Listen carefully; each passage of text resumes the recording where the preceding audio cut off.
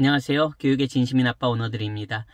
이번 영상에서는요, 저희 아이 이제 교육과 관련해서 저희 부부가 내린 결정과 그런 선택, 그리고 이제 그 결과물, 그리고 그 과정들에서 저희가 느낀 장단점 한번 이야기해 보도록 하겠습니다.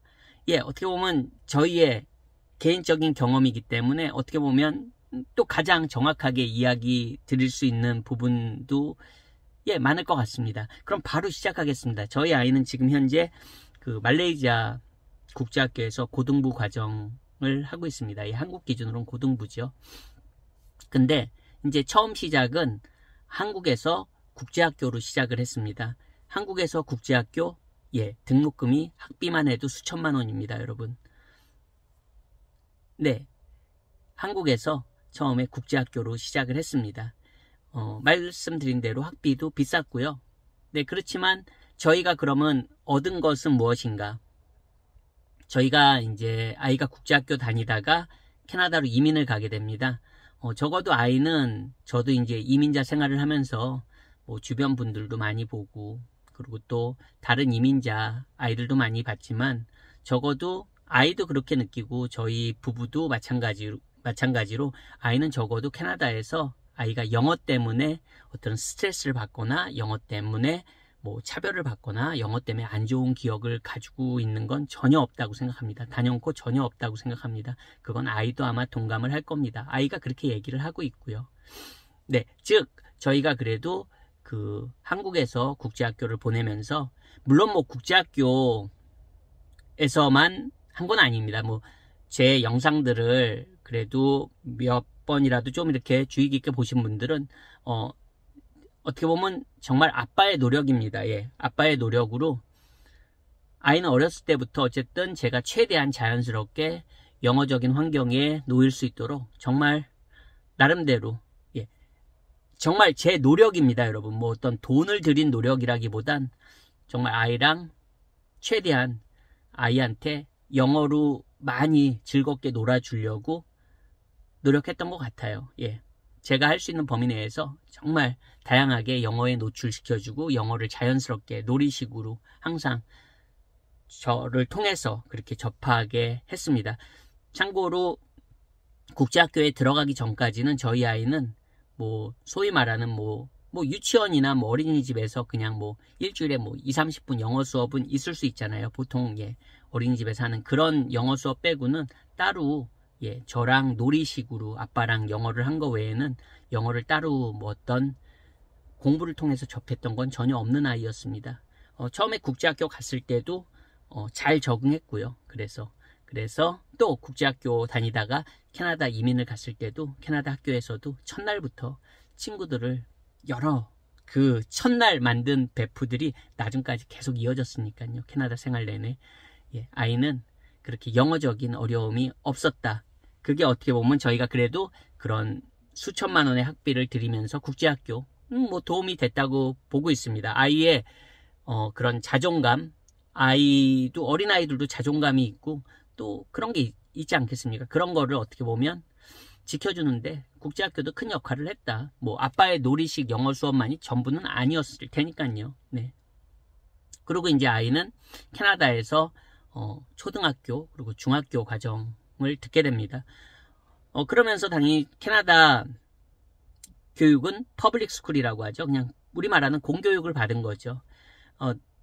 좋았던 건 특히 이제 초등부 시절에 좋았던 건 공부에 대한 스트레스가 전혀 없으니까요. 그리고 우리 그런 학교 수업하기 시작 전에 첫 수업 시작 전에 진행되는 이런 before school 프로그램이라고 해야 될까요? 그런 프로그램과 우리 말하는 방과 후 이제 학교 수업이 끝난 다음에 정규 수업이 끝난 다음에 진행되는 애프터 스쿨 프로그램들이 굉장히 잘 돼 있습니다. 캐나다 그 공립 학교들은 잘 돼 있어요. 음악이면 음악, 체육 활동이면 체육 활동, 정말 여러 가지 활동들, 미술 활동이면 미술 활동, 정말 다양하게 잘 돼 있습니다. 그래서 저희 아이도 그런 프로그램에 굉장히 잘 참여했던 것 같아요. 말씀드린 대로 before school 프로그램은 before school 프로그램, after school 프로그램이라면 after school 프로그램, 방과 후 프로그램에 정말 열심히 참여했던 것 같습니다. 그래서 체육, 미술, 음악 아주 다양한 그런 활동들을 잘했다고 생각합니다. 그게 저는 어떻게 보면 캐나다 공교육의 또 다른 힘이라고 생각합니다. 학습을 강조하지 않으면서 다양한 활동을, 다양한 체험들을 자연스럽게 할 수 있었던 거.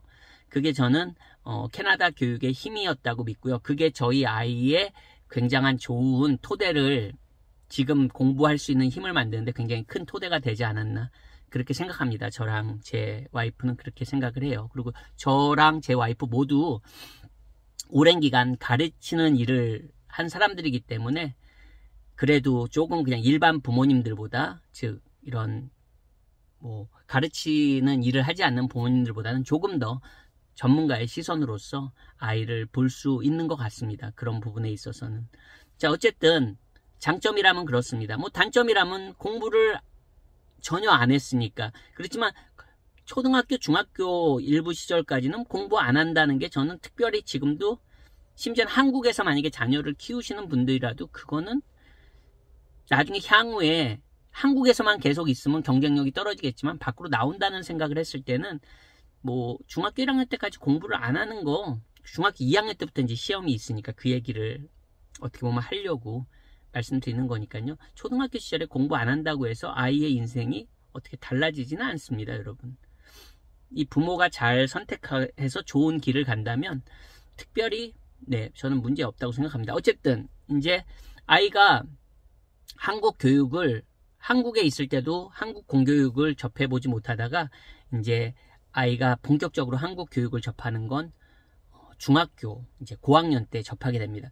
이제 그게 저는 또 좋았던 게 한국 공교육, 저는 솔직히 한국 공교육을 막 이렇게 좋게 말하는 사람은 아니에요. 뭐 어떤 분들이 생각할 때 뭐 편견이 심하다, 뭐 선입견이 너무 강하다, 그렇게 이야기하실 수 있을지도 모르겠지만 개인적인 그건 뭐 호불호는 제가 선택하는 거니까요. 저는 한국의 공교육을 그렇게 막 찬양하고 좋아하는 사람은 아닙니다, 참고로. 그래서 제 아이의 교육을 한국에서 있을 때도 웬만하면 그 한국의 공교육에 그렇게 선택하고 싶진 않았지만 어쨌든 아이는 그 한국에서 중학교 고학년 시절을 보냈습니다. 근데 저는 다른 거보다 아이가 그때 이제 주변에 공부하는 아이들을 본 것 같아요. 그런 아이들을 보면서, 그러니까 왜 긍정적인 영향, 동기부여를 받는다고 하죠. 이렇게 주변에 친한 친구들이 열심히 공부하는 모습을 보면서 이제 중학교, 아까 말씀드렸듯이 중학교 2학년 때부터는 시험이 시작되니까요. 이제 뭐 중간고사, 기말고사, 내신 시험도 시작되고, 또 중3이 되면 이제 고등학교 입시, 소위 말하는 뭐 특목고나 좋은 고등학교를 가려는 친구들, 그래도 공부 좀 하는 친구들이 그런 데를 준비하지 않겠습니까? 이제 그런 친구들을 주위에서 보면서 아이도 같이 으쌰으쌰 하는 거죠.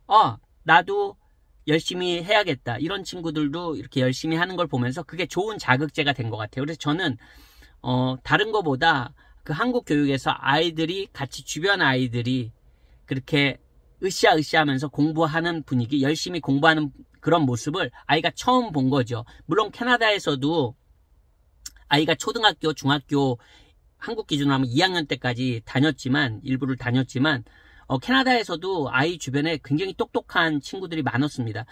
제가 똑똑하다고 말하는 건 정말 똑똑해요. 아이들이, 이제 저는 제 아이 친구들 뭐 도서관에서 만나면 어렸을 때부터 책도 제가 읽어주고 많이 그랬기 때문에 아이 친구들하고도 많이 이렇게 뭐 그 부모님들하고도 당연히 이제 뭐 친하게 지냈고요.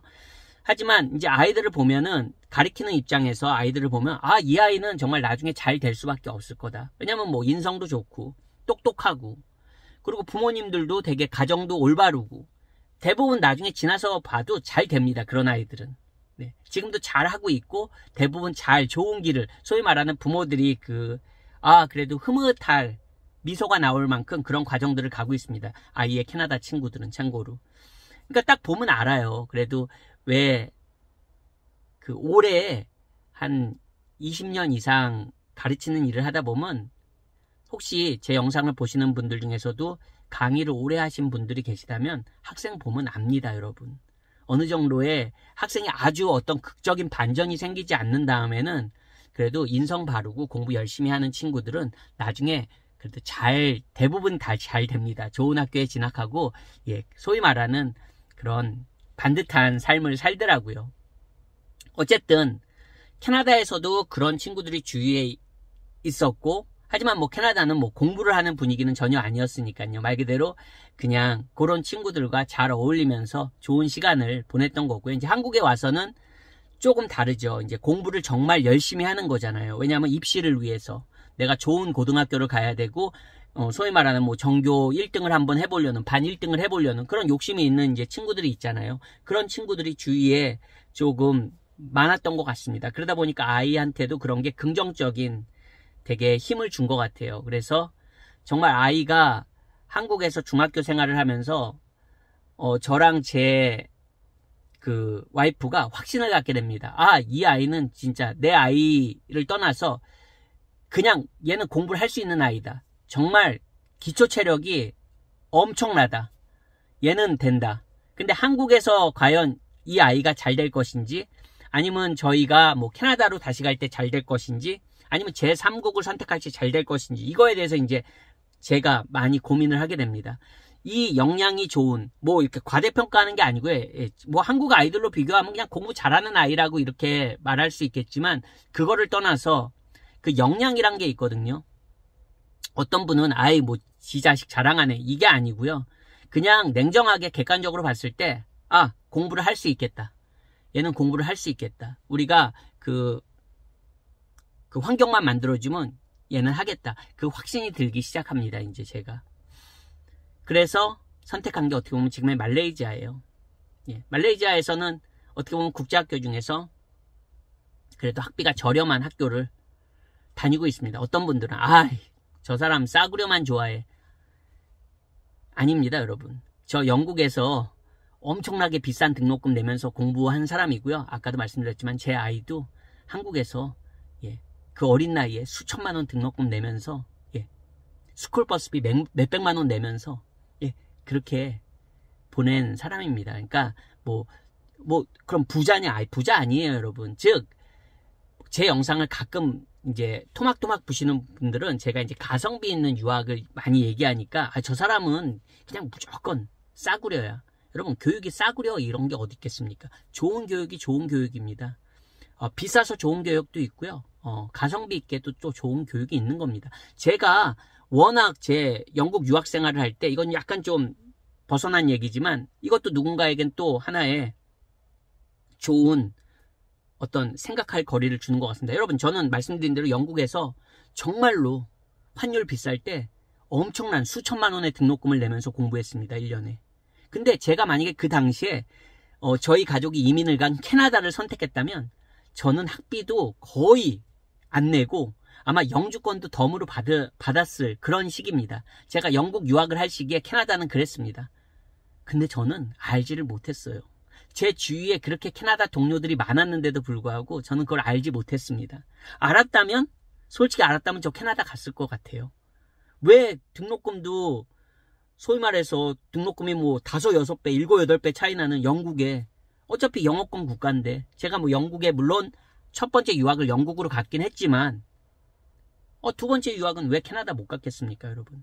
근데 몰랐어요. 지금 생각하면 참 그런 것 같습니다. 그래서 요즘은 뭐 인터넷이 워낙 보편화되고 많은 정보들이 공유되는 사회이기 때문에 또 좀 더 현명한 결정을 할 수 있는 것 같아요. 하지만 인터넷의 정보는 넘치고 넘쳐납니다. 여러분, 조기 유학만 해도 수백 개의 방법이 있습니다. 수백 개? 과장하냐고요? 과장이 아닙니다, 여러분. 유학, 대학교 유학, 수백 개의 선택이 있습니다. 같은 나라라도 수십 개의 다른 선택이 있습니다. 캐나다 유학? 수십 개 이상의 100개는 아니겠습니까? 선택이 있습니다, 여러분. 그거를 다 그냥 언급할 수가 없습니다. 유학원은 여러분 이제 그 중에 소수의 타겟을 딱딱 맞추는 거죠. 유학원이 수백 개, 수천 개의 프로그램을 다 다루는 유학원은 존재할 수가 없습니다. 그건 비즈니스적으로 말이 안 되는 겁니다. 늘 말씀드리지만 저는 뭐 어떤 학교에 커미션을 받는 사람도 아니고, 어떤 특정 프로그램을 막 그렇게 홍보하는 사람이 아닙니다, 여러분. 그렇지만 말씀드린 대로 수백 개, 수천 개의 그런 다양한 프로그램들을 알고 있는 겁니다. 그 수십 년의 경험으로 여러 가지로 크로스 체크를 합니다, 늘. 그런 것들을 그래도 공유하고 싶은 마음이고요. 정말 선택에 따라서 그 결과도 정말 달라집니다. 만약에 제가 그때 당시에 영국 유학이 아닌 두 번째 유학을 캐나다로 가서 그렇게 했었으면 제 인생이 또 달라졌을 수 있겠죠. 예, 뭐 제 아이도 선택도 뭐 처음에 제가 말씀드린 대로 그렇게 선택하지 않고 또 다른 선택을 했다면 또 다른 뭐 아웃풋이 나왔을 수도 있겠죠. 누구나 항상 선택과 그 결정에서 늘 갈등하고 고민합니다. 어떤 결정이, 여러분 좋은 방법도 되게 많습니다. 뭐 좋은 방법이 딱 하나만 있고 이런 거 아닙니다. 유학을 할 때 제 말만 맞다? 아닙니다. 여러분 좋은 방법 맞습니다. 하지만 정말 옳지 않은 방법들로 가시는 분들도 안타깝게 있습니다. 여러분. 그 정보를 좋고 나쁨을 가릴 수 있는 힘이 없는 분들도 상당히 많더라고요. 제가 많은 이런 분들과 이야기를 나누면서 정말로 안타까운 경우들도 많이 있습니다. 뭐 제가 이야기를 나누지 않는 분들 중에서도 주변에서도 정말 어처구니 없는 선택들을 하시는 경우들도 비일비재합니다. 뭐 제가 어떻게 다 말리겠습니까? 그분들이 말린다고 듣겠습니까? 제가 누구라고 제 말을 듣겠습니까? 그러니까 여러분은 적어도 좋은 결정하시고 항상 결정하셨으면 그 결정에서 최대한의 장점을 얻으시려고 노력하시는 게 저는 맞다고 생각합니다. 오늘 영상도 시청해주셔서 감사합니다. 안녕히 계세요.